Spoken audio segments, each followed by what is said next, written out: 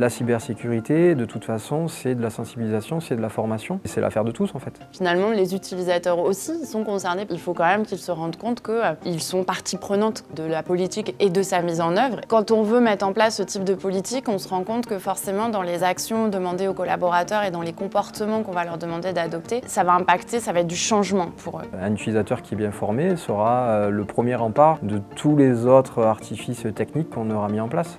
Et qui dit changement dit faut donner du sens. Donc les phases d'information, sensibilisation, elles sont importantes. Les phases d'échange aussi, d'implication, en les impliquant dans ces phases de réflexion, l'accompagnement extérieur est primordial. Et avoir ce regard extérieur aussi qui nous permet d'aller challenger sur des pratiques ou l'absence de pratiques. Ce sont des accompagnements qui sont aujourd'hui financés par des structures qui nous font confiance, et notamment là, le réseau ANACT-ARACT. Effectivement, c'est une belle opportunité pour les adhérents d'aller sur ce type d'accompagnement, de sensibiliser, former, accompagner, organiser en fonction de la thématique et de la problématique ou du sujet tout simplement que l'entreprise souhaite aborder avec ses salariés. C'est des partenaires du pôle Safe, donc c'est ce qui nous a mis en relation. Le premier contact, c'était plutôt pour faire un panorama en fait, du système d'information, ce qui permet justement de pouvoir expliquer. La deuxième étape, c'était de désigner ces ambassadeurs qui justement participent aux ateliers. Et il y a un mélange aussi avec de la QVT dans la sécurité qui au début était